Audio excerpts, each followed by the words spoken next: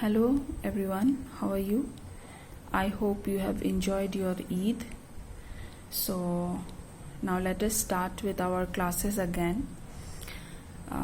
This is chapter 3 hypothesis, जिसका descriptive and objective मैंने already आप लोगों को दे दिया है. होप आप सब ने लिखा होगा. मैंने 4 मार्क्स, 6 मार्क्स, 1 मार्क्स, 2 मार्क्स सारे ऑब्जेक्टिव्स एंड डिस्क्रिप्टिव्स दिया है आप लोगों को.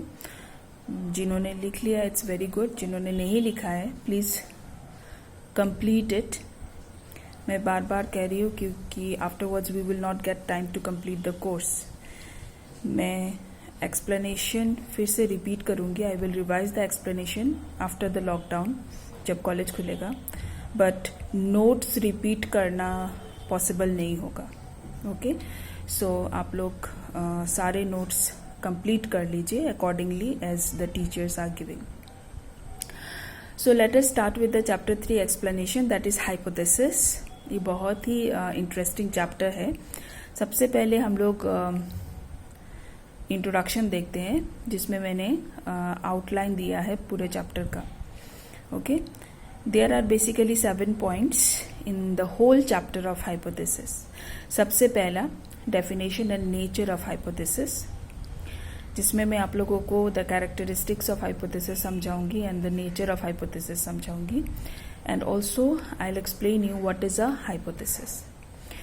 Next point है stages of hypothesis. There are 4 stages of hypothesis. Then comes forms of hypothesis. There are 3 forms of hypothesis.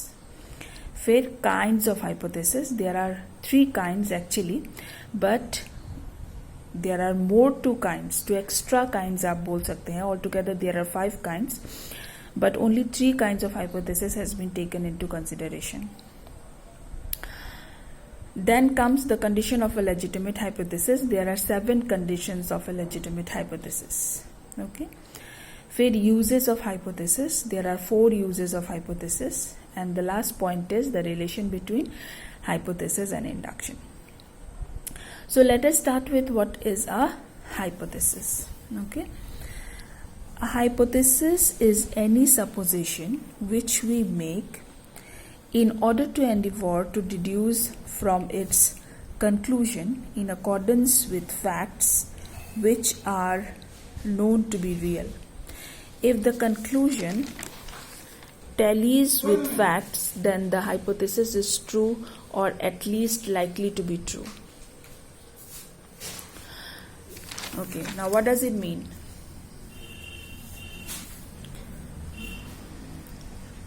इसका मतलब क्या है? हाइपोथेसिस का मतलब क्या है?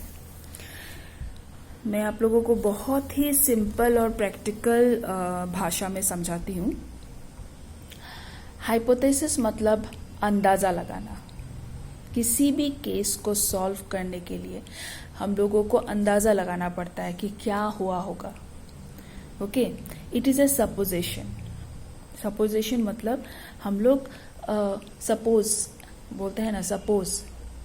सो सपोजिशन मतलब हम लोग अंदाज़ा लगाते हैं कि शायद ऐसे हुआ होगा या वैसे हुआ होगा एक केस को सॉल्व करने के लिए. Okay, it is only A suggestion. Hypothesis का मतलब है सिर्फ एक suggestion. It is not final. Final truth नहीं होता है hypothesis. Like for example,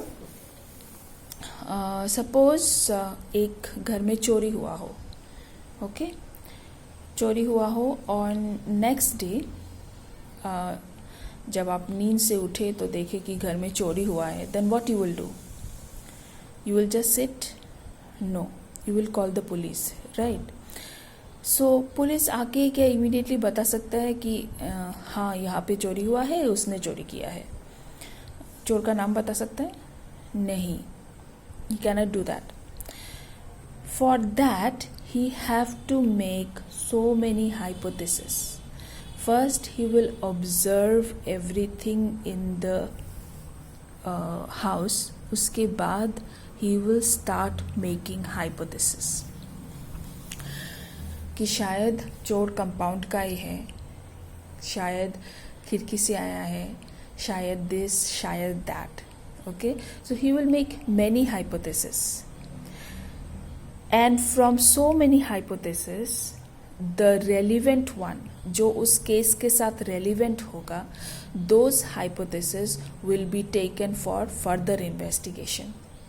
Okay, so I hope it is clear what is a hypothesis. A hypothesis is a supposition. It is a provisional supposition, and it is a tentative suggestion.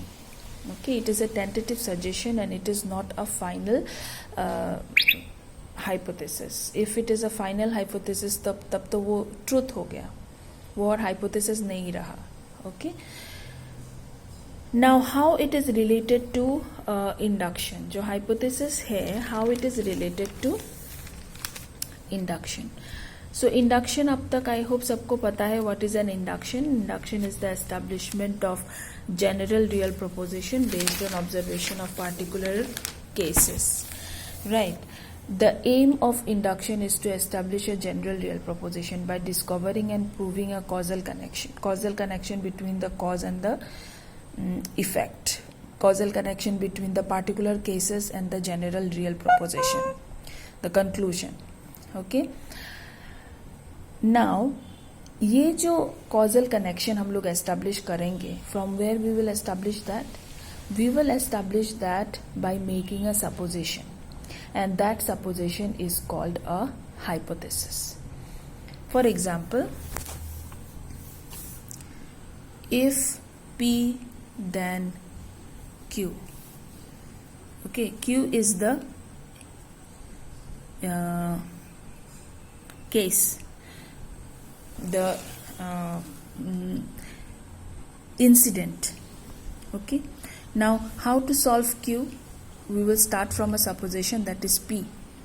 P is the hypothesis, Q is the consequent, and P is the hypothesis. So we will make many hypotheses to solve the Q. So if P then Q, अगर P है तो ही Q हो सकता है.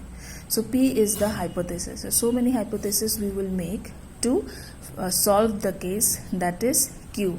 So the causal connection between the particular cases and the general cases is established through hypothesis. So in induction we need hypothesis to establish a causal connection between the cause and the effect, or to establish a causal connection between the particular cases and the general real conclusion. Okay, so that is called the relation of hypothesis with induction. Now let us come to the nature of hypothesis. Generally, the nature of hypothesis or the characteristics of hypothesis can be defined with these 4 points. Okay. सबसे पहला point, every hypothesis is an attempt at explaining fact. Okay, hypothesis हम लोग क्यों बनाते हैं?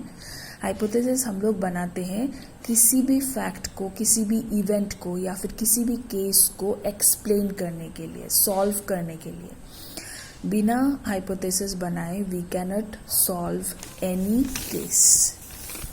Now second, hypothesis organizes facts in a meaningful pattern. Okay, जो hypothesis है वो जैसे मैंने पहले भी एक एग्जांपल दिया था, किसी घर में अगर चोरी हुआ हो, so all the facts, all the evidences we will collect and we will arrange it in a meaningful pattern. Okay, with the help of hypothesis. अगर लाइन बाय लाइन एक के बाद एक स्टेज बाय स्टेज हम लोगों ने उन evidences को कलेक्ट नहीं किया तो फिर we cannot solve the case. So hypothesis helps us in organising the facts which we will collect in a meaningful pattern. Now next, the third point, a hypothesis is always of provisional character. Provisional मतलब in future it may change. कोई भी hypothesis final नहीं होता है. अगर कोई hypothesis को हम लोग फाइनल हाइपोथेसिस मान ले तो फिर वो तो सच हो गया, it will be truth, it will no longer be hypothesis. Okay, so provisional मतलब that which may change in future, it is not final. So hypothesis जो है वो हमेशा एक प्रोविजनल कैरेक्टर का होता है.